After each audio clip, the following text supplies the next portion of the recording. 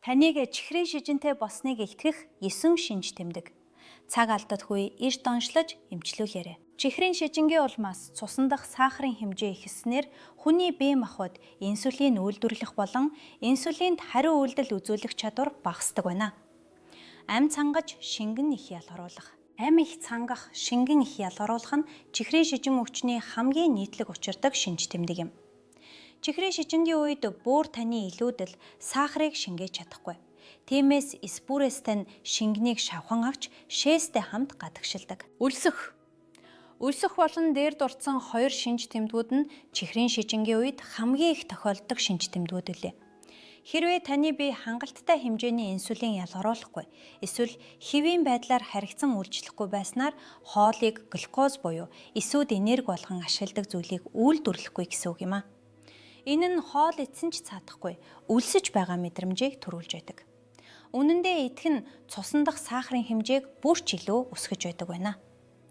Өөр ямар нэг чихрийн шижингийн шинж тэмдэг илрээгүйч хоол идсэн хэрнээ өлсөөл байвал эмчит хандахыг зөвлөж байна. Ядагч сулдах мөн чихрийн шижингийн үед элбэг тохиолддог шинж тэмдэг нь байнгын сулдаж ядрах явдал юм.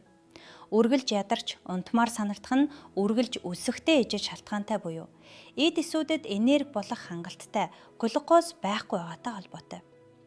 Байнга шингэн гадагшлуулах нь бас ядарч сулдахад нөлөөлдөг. Хараа муудаж бүрлцэх нь нүдний ямар нэг эмгэгтэй холбоогүй бол чихрийн шижин үүссний ихэнх үеийн шинж тэмдэг байх магадaltaй.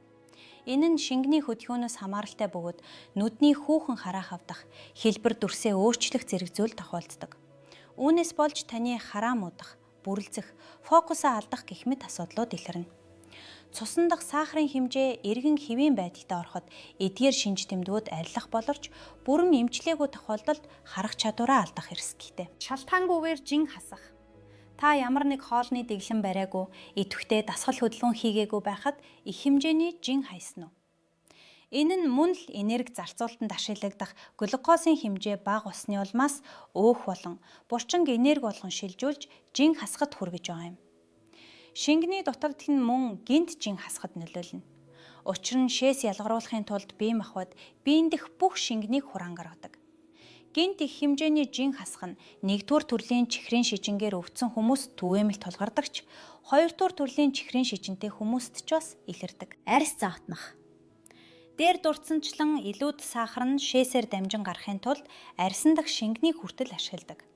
Хуурай арьс нь загтнаа үүсгэх бөгөөд үүнийг маажих нь арьс гинтэж өрөвсөх үндэс болдог байна.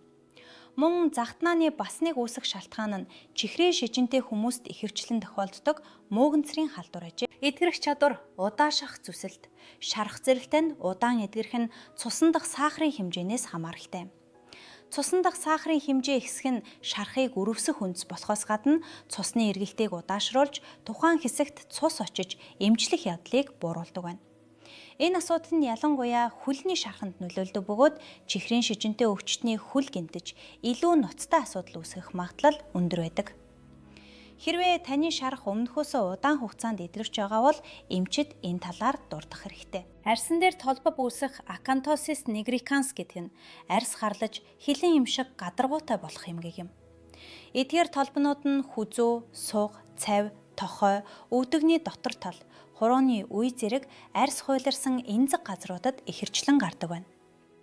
Эрүүл мэндийн хувьд эрүүл хүмүүст ч тохиолдож болох энэ нөхцөл байдал нь чихрийн шижин үүссэн болон үүсэх гэж байгаа хүмүүст түгээмэл тохиолддог. Гар хөл бадарах, эрүүгнэх. Гар хөл мэдээгээ алдах, эрүүгнэх, бадарах зэрэг нь цусан дахь сахарын хэмжээ ихснээс үүдэн цусны эргэлт муудаж мэдрэхийн эсүүд гэмтсэнтэй холбоотой юм.